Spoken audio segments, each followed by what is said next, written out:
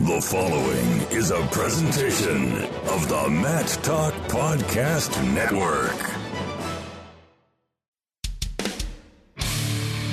You've always got time for Short Time. Hey, it's Mario Lopez. David Taylor. Brent Metcalf. Johnny Hendricks. Tony Ramos. Bubba J. Mike Golick. Matthew Modine. The one and only Chael Sonnen, and you are listening to the one and only Short Time Wrestling Podcast by the often imitated and never duplicated Jason Bryant.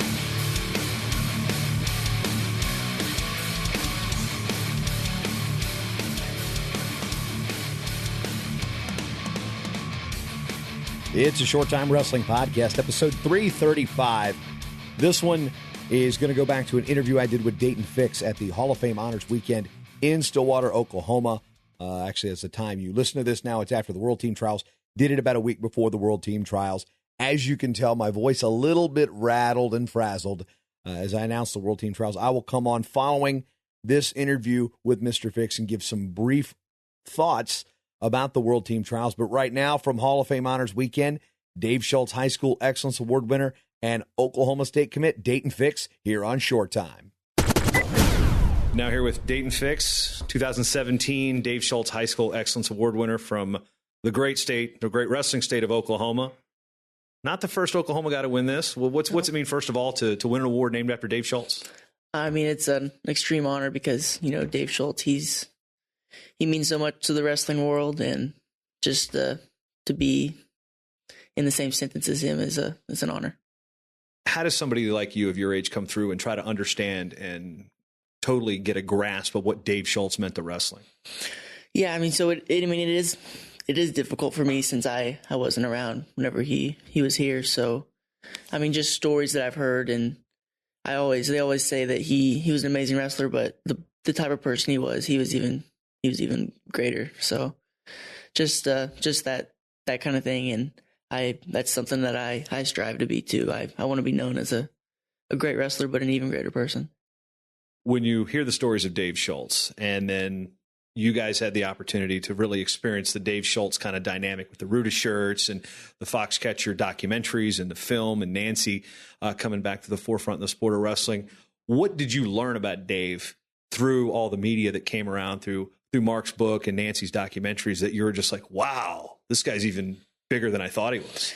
Yeah. So, I mean, there's just so many stories that are out there, and you learn something new every time you hear his name. There's just all kinds of stuff. And I mean, I really wish that I would have got the chance to meet him, because I'm sure it would have been an awesome experience. Even though he was a Sooner. Yeah. Even though he was a Sooner, even though he was a Sooner. Yeah, I realize I'm wearing a... Yeah, he started out a Cowboy, but... Yeah, I mean, he was also a Bruin for a minute, too. But as we talk about your life in wrestling, you're a third-generation wrestler, and you didn't start wrestling until, the fifth grade? Is that about right? Yep. What is it about the sport of wrestling that, one, you think got you hooked, but more importantly, what got that guy, your dad, hooked, who's sitting here with us today? Probably just, our family, we're a really competitive family, so we love competition, and that's probably what got him hooked, and that's what I love about it too. I love competition. I love going out and seeking the best competition, and those are the matches you train for. Those matches that it's going to be a grind, but you go out there and get the job done. That one school that wears blue and white is known to use the word fun. They're throwing it around left and right now. You actually go out there and you look like you're having fun every time you go out there. Mm. What makes wrestling fun for you? Winning, it's fun, obviously. Yeah, winning, but it's fun. I think it's fun because I love the sport, and it's hard not to have fun whenever you love what you're doing. And I mean, that's how I know I'm doing what I should be doing, because I love doing it. I love going to practice, even though practice isn't always going to be easy, but that doesn't mean you can't have fun doing it. How does somebody like you that's so good as you get something out of practice? Yeah, so you just going to practice, that's never going to get the job done. You got to always do more than just go to practice. If you want to be the best person that you can be, the best wrestler you can be, you got to go do more than practice. You got to do more after practice, go to extra practices, just do all sorts of you just got to do more. That's how you get the most out of it. From a geographical sense, let's dial it into your high school team. All right, I'm confused by this. It's Charles Page High School in Sand Springs, Oklahoma, right? Yeah, that's right. Yet almost everything says Sand Springs. Yeah, I don't think anybody really knows that the high school's called Charles. I mean, I knew that, and I thought it was wrong every time I put it in the rank. I was like, no, wait, it's Charles Page, isn't it? Mm-hmm. And was it the Sandites? Yeah, we're the Sandites. What is a Sandite? So, besides somebody that lives in Sand Springs. Yeah, well, that's basically what it is. But I mean, there's a teacher at our school that he says that a Sandite's a person that you want to be. So I think that's a pretty cool thing to say. All right. Now, you guys had some pretty good success. And what was it like to kind of couple your individual success with team success here in Oklahoma? Yeah, so winning a team state title, it was something that I've wanted to do for the past, my whole high school career. I wanted to help my team win a team state title. So to get the opportunity to do that, not once, but twice, winning dual state and this team state tournament, it really capped off my high school career. Just to be able to experience that with my team and my community, it was awesome. You know, and with a lot of transferring that goes on with some of the big names in the sport of wrestling, whether it be to the power programs, the Blair Academies, the Apple Valleys, et cetera, that may or may not exist, St. Edwards, wherever you want to have that argument, is it kind of, vindicating in a way to sit there and be like, okay, I grew up here, I'm wrestling here, this is the school I went to, I didn't have to go to one of the power programs in Oklahoma to win a state team title? Yeah, because, I mean, there's... Not saying that Charles Page wasn't a power, but yeah, I think you see what I'm getting at. Yeah, so we, the guys that were on our team, we grew up together. We were in junior high together. We talked about it since we were in junior high, winning a state title. So just having us be that close and grow up together and wrestle together growing up, and I think that really just made it even more sweeter. Yeah, Sand Springs, about 30 minutes from here approximately? About 50. Yeah, okay. I remember driving through it on the way here, the way I went from Blinded to Tulsa, but Oklahoma State versus Oklahoma. Now, I realize the guy sitting across from us is probably going to lean you at this direction to start with, but what was Oklahoma an option, or what other schools were you looking at besides going to Oklahoma State? So I took visits to Penn State, Ohio State, North Carolina, and Nebraska. And then Oklahoma State, obviously. Those were the schools that... So that school in Norman had no shot. No, not really. Yeah, Sorry, Lou. Yeah, but, I mean, it's really hard to... Whenever you're a Cowboy fan growing up, it's hard to even make it an option. What were your first memories of watching wrestling in Galariva? So my dad was actually an official, so every memory that I have when I was younger, I was just with my dad, and I would just sit there and watch the duels, and I would ask my dad what I need to watch for, and he would say, just watch the guys that get their hand raised. So it's a pretty simple equation. Who was the first Cowboy wrestler you're like, I want to be like that guy?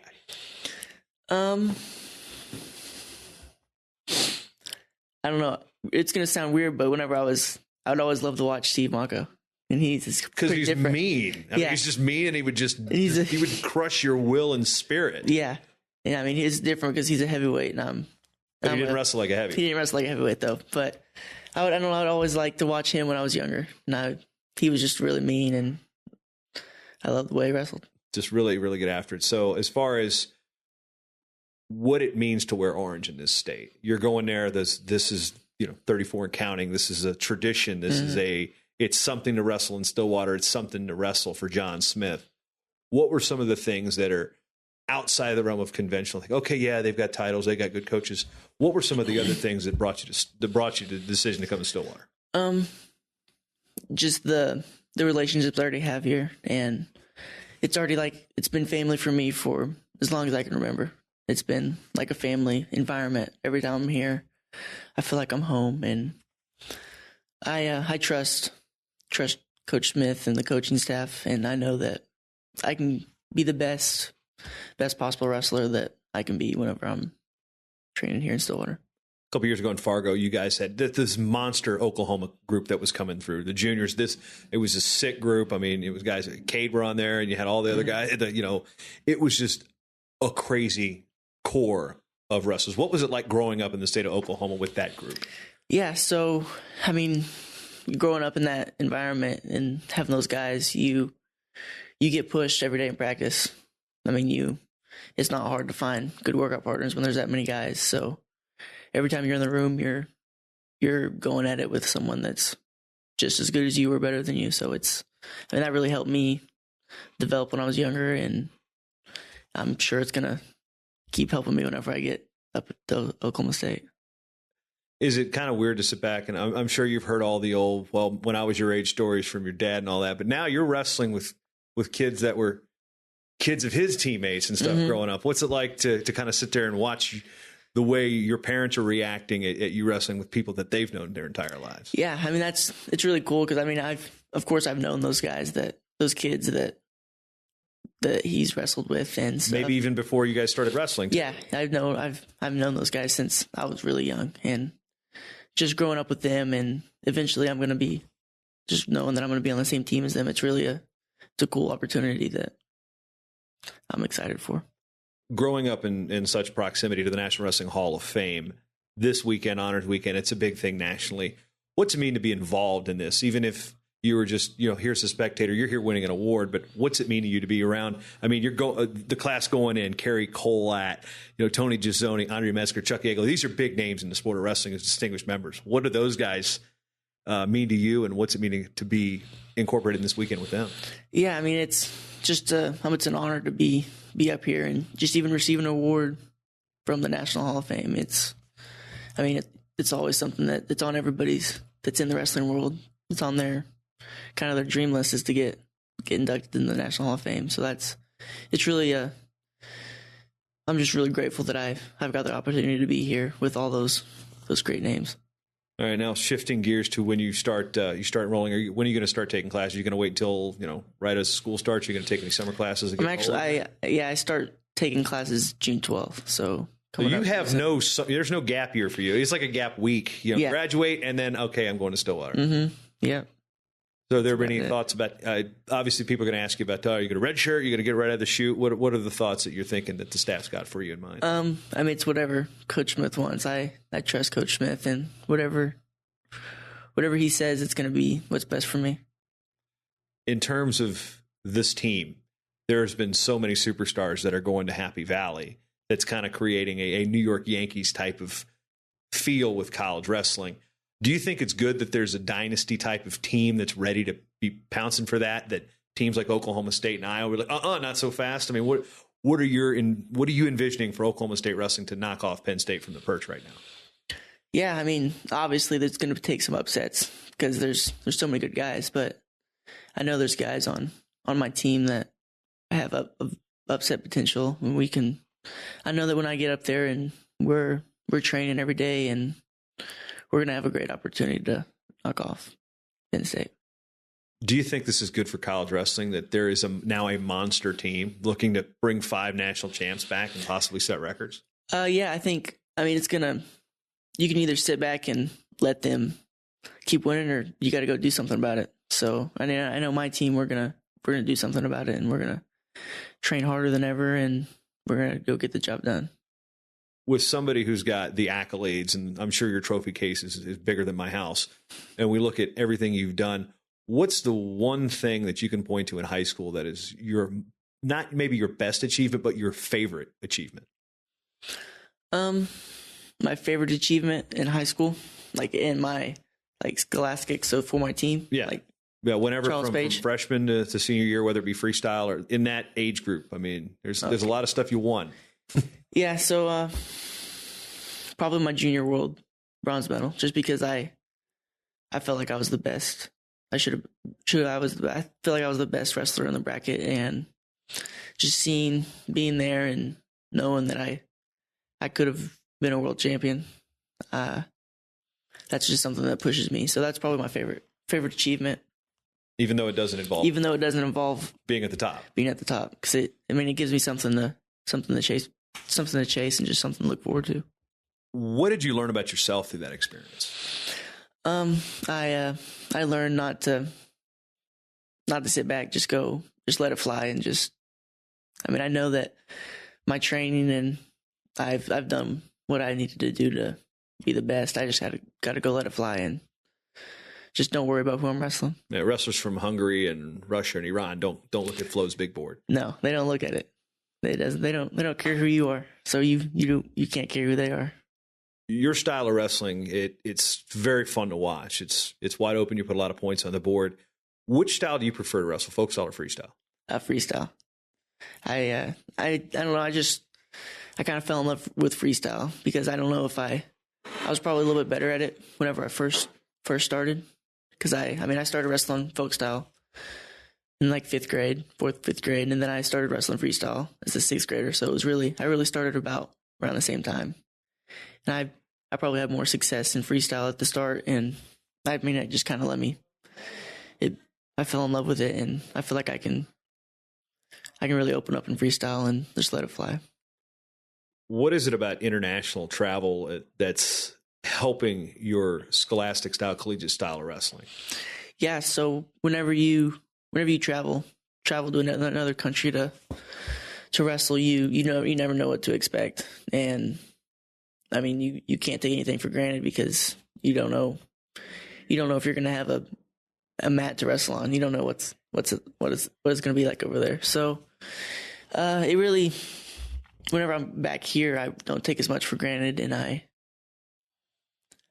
it's just being over there. It really, it's just to be there and see what it's like, how other people train and all that stuff. It really helps you in the long run. As a high school wrestler, how much attention do you pay to the international, the senior level, in terms of those tournaments, whether it's like a Mongolian Open or the Pudubny, or that's Greco actually, it's like the Urigan, and then compared to how you closely follow college wrestling? How much of a fan of the sport are you overall? I'm a fan of the sport. I'll look at the results and stuff because I know those are the guys I'm probably gonna have to end up beating to achieve my goals. So just watching anytime I can have an opportunity to watch international wrestling, I do it. And you can learn a lot from watching those guys because they wrestle it's a different feel over there, and people in America were always moving forward, and sometimes they don't move as forward as much. They kind of sit back. So you're gonna have to wrestle those guys eventually, so you might as well watch them and get a feel for what they look like and stuff. Who's your favorite college wrestler to watch right now? Regardless of team, doesn't have to be wearing orange and black. Yeah. I like watching Kyle Snyder because he's pretty good. It's a good one to watch. Really good, and he puts all kinds of points on the board. He kind of wrestles the way I wrestle, and I like watching him wrestle. So you weighing about $130 right about now, and you picked two of my favorite guys are heavyweights. Yeah, both of them are heavyweights. My two favorite wrestlers are Bruce Baumgartner and Kerry McCoy, but I wrestled at those big. Well, I wasn't quite as big as awesomely as they were, but I was an upperweight, so I like upperweight guys that can move. Mm-hmm. You're like an upperweight guys that move. All right, we're good. We're on the same page here. The Charles Page. Oh, that was bad. That was bad. So as we look through where your career aspirations are, a lot of people will say, oh yeah, my goal is to be a 4-time national champion, 4-time All-American. There's a lot, and very few people have ever accomplished those feats. What are your goals going into Oklahoma State for a college career, and what are your goals for potentially an international career during and after? My goal is to become the best wrestler that I can possibly be. And if I'm the best wrestler that I can possibly be, then hopefully that leads to 4 national titles and many Olympic and world gold medals. Are you excited that the senior level is going back to 10 weight classes? Yeah. So that's great for the sport of wrestling. You get more guys to have an opportunity to go over there and win medals. So for somebody who is not familiar with you, which is if you got to be living under a rock, if you pay attention to wrestling beyond your own high school area, what's the one thing that you want to be known for, but you're not necessarily viewed in that respect? It's like, am I a takedown guy? Well, I'm not really a takedown guy. I like to pin people. Like, what is it about your style that you think is overlooked? Is probably the better way to ask that question.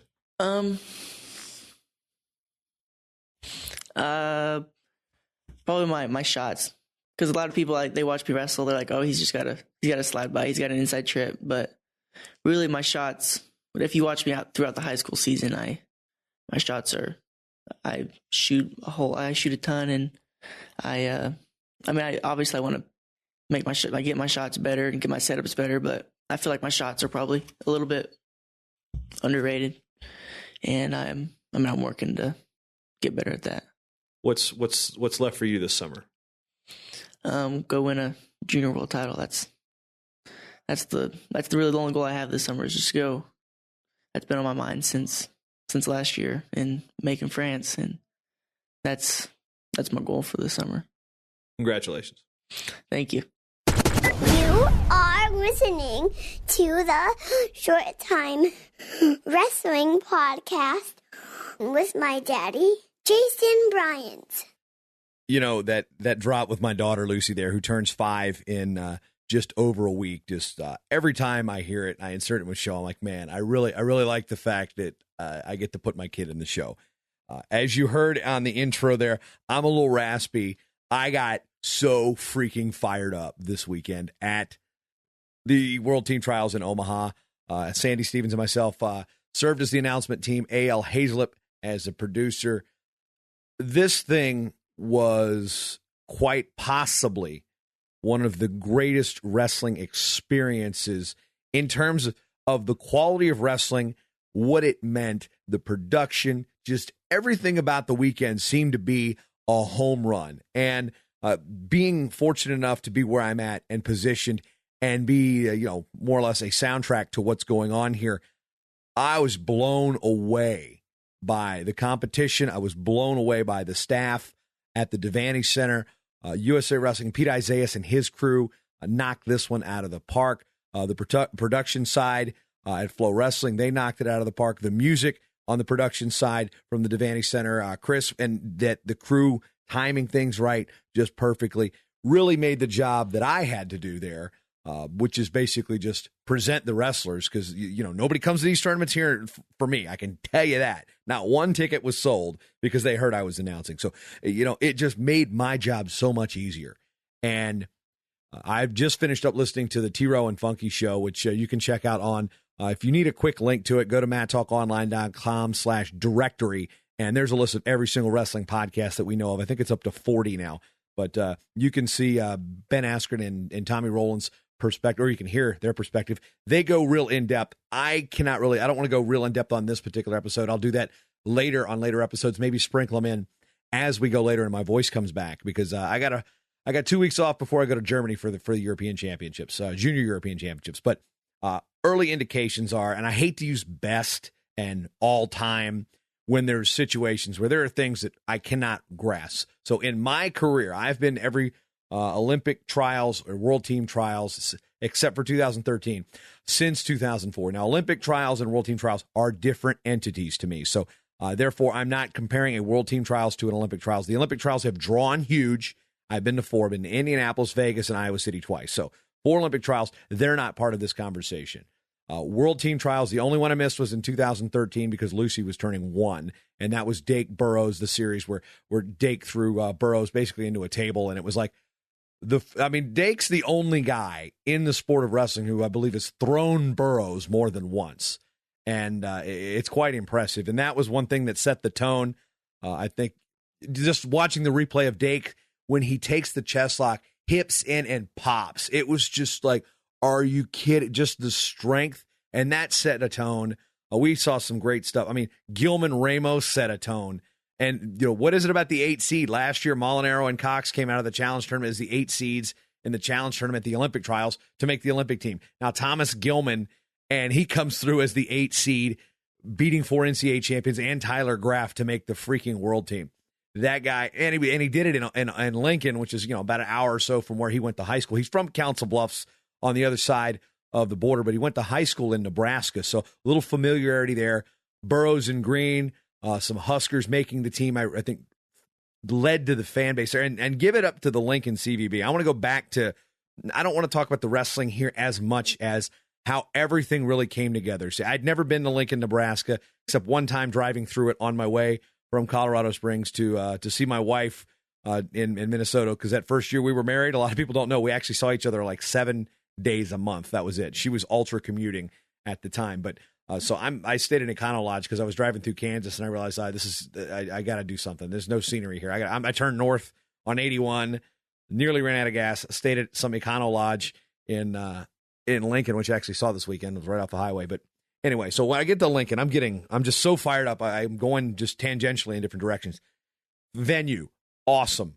Lighting was great. This is a Big Ten facility, folks. We're gonna get some of the best production, the best Husker Vision. Their crew was awesome, and the production done by Flow Wrestling. So they were tying their video angles into Husker Vision. So that big screen over top, you saw the video reviews clear as a bell. So from a fan standpoint, it was probably one of the better experiences you're going to have, because very few facilities within the sport of wrestling have the ability to have a big screen that freaking big.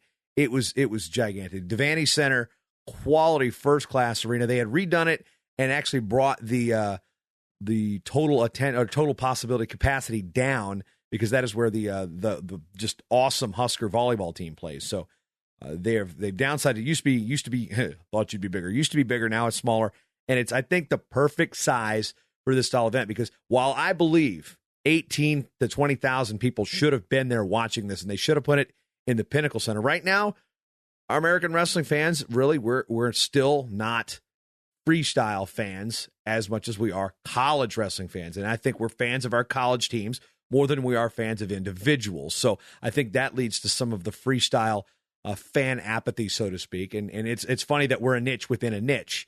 And you want to go niche down women's wrestling fans, niche down Greco fans. So Mac, what I was saying is the facility, the Devaney Center, led itself really good. It was kind of hard to understand where my role in the PA and how that sounded in the arena, because the guy was telling us the worst possible place to hear anything is actually on the floor. So I don't know how that sounded, but we didn't hear any complaints. So I wrestling people, if you're not complaining, that means everything's going okay, I guess. So I had a blast with AL and Sandy working this thing, and just when the wrestling, the way it developed, starting with the juniors on Friday, just awesome. Then you've got the Haymarket area, the rail yard, all these cool little night spots. You had good food, you had quick transportation. Uber and Lyft were quickly there, and if you wanted to walk, I know it was really hot on Saturday.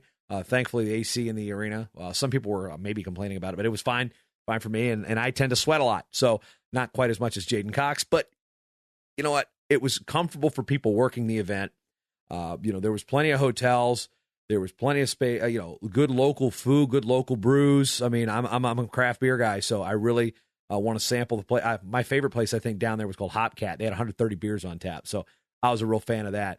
And the rail yard, the outside, the Nebraska Wrestling Training Center social. I didn't get a chance to get the one between the sessions, but they had a social between the sessions, which was about 3 miles from the facility, close to where the hotels were. A lot of people were staying in downtown Lincoln. Just, I talked to Mark Manning briefly after the thing wrapped up, and I said, dude, this was great. Lincoln really presented itself extremely well, and I think they should be a real contender to host this thing. And it's funny because in years we talk about, we'll put the tournament where wrestling fans are. Well, we've put it in Council Bluffs and Omaha. I mean, Omaha's a bigger city than Lincoln as far as I'm concerned. I mean, let me Google this real quick. I'm going to do some bad podcasting here by saying population of Omaha. According to Wikipedia or Google, 446,000. Okay.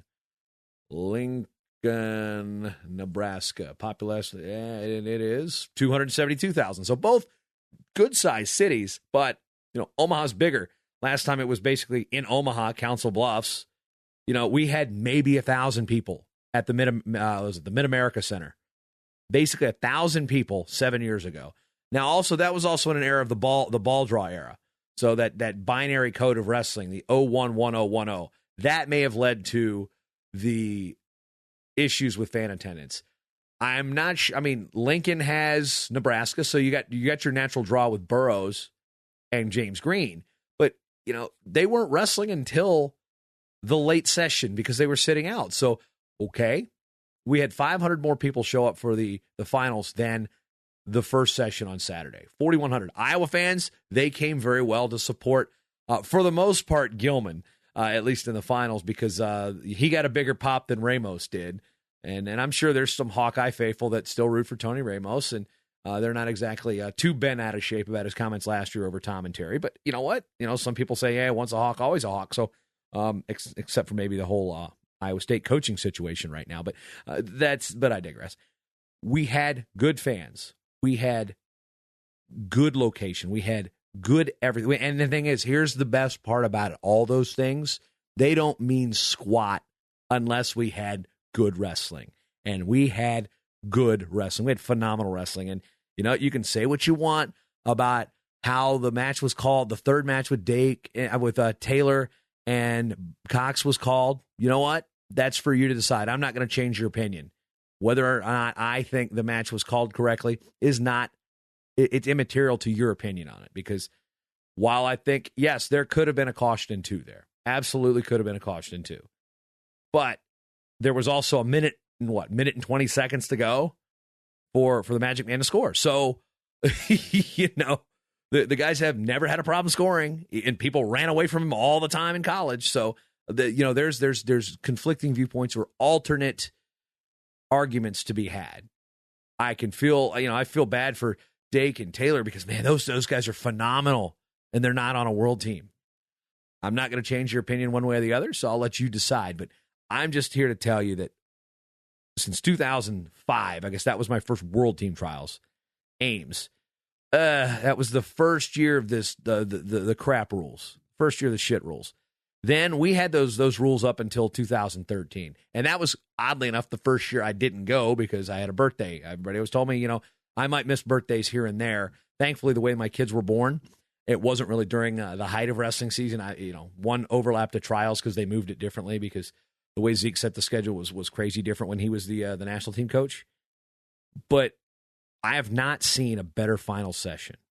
I have not seen a better overall day of freestyle wrestling in my career. It was phenomenal. And if you're listening to this show and you're not exactly a freestyle convert, or you sit there and you'll look at situations like the no call with Cox and Taylor and be like, well, that's why I don't like freestyle. You know what? I tire of the overstatement of why people don't watch freestyle wrestling is because of, quote, matches like that or calls like that. There could be 300 matches in a day, and you get 1 or 2 questionable things that may affect things. That sours, one bad call sours your thing. If that was the case, nobody would ever watch college wrestling because of Hendrix Chirella, or actually Hendrix Abdurakhmanov, which was, to me, even more egregious.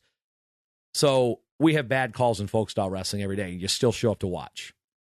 Freestyle wrestling right now, it's understandable. We can cherry pick our arguments regarding correct throw and nuances like that.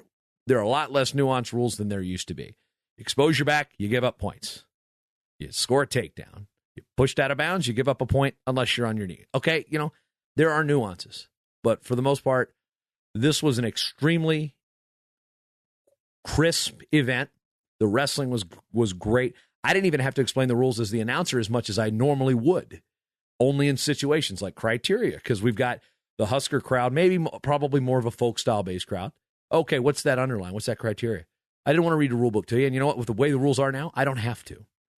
So I want to thank the 4,600 plus that showed up Saturday night, the 4,100 plus that showed up there Saturday morning and saw just a bounty of concentrated excellence.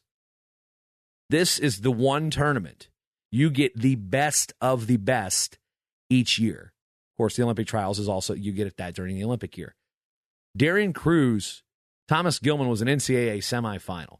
That match alone would be like the highlight of any college wrestling tournament in the last 2 years, or a highlight.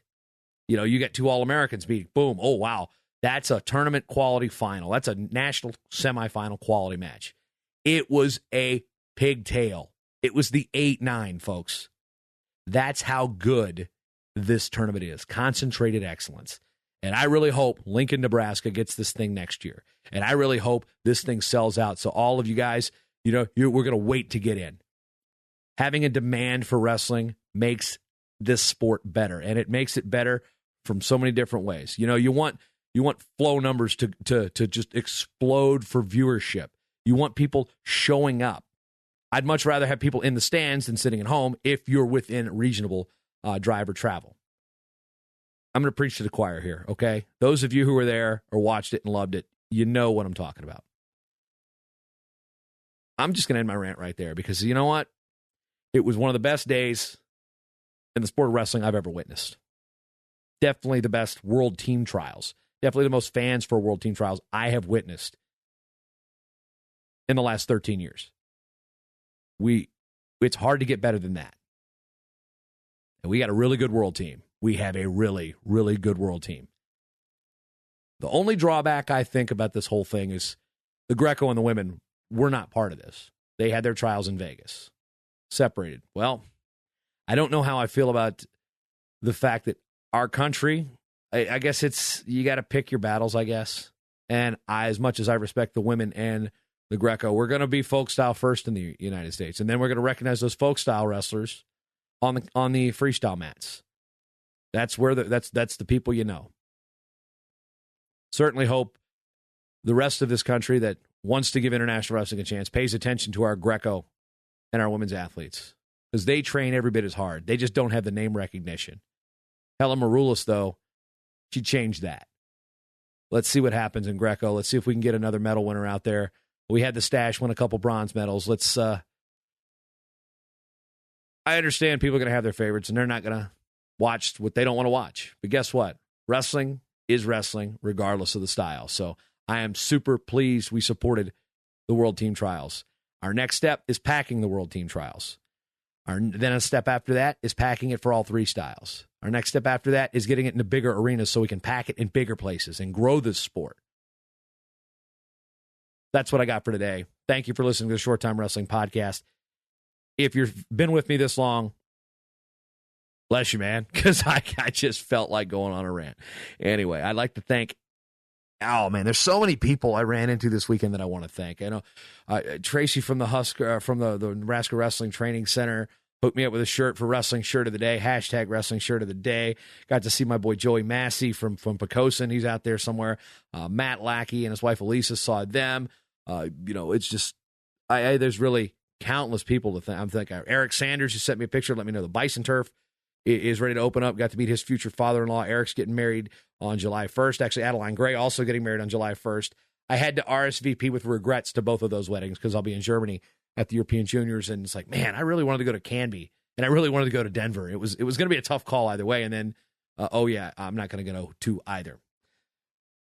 So many other people to thank. I think, Mark Manning, Brian Snyder, and everybody at the Lincoln CVB just did a fantastic job. Again, got the room with Shane Sparks, which is always an experience. That I'll just leave that there because, the bucket of Mountain Dew. I mean, that was interesting. He had a truckload of Mountain Dew and had a hose directly into a bucket, and he just drank out of the bucket like it was a Mountain Dew trough all day. Seriously, true story. No, that's not true, but anyway. I'd like to thank you for spending your time with me. You've always got time for Short Time.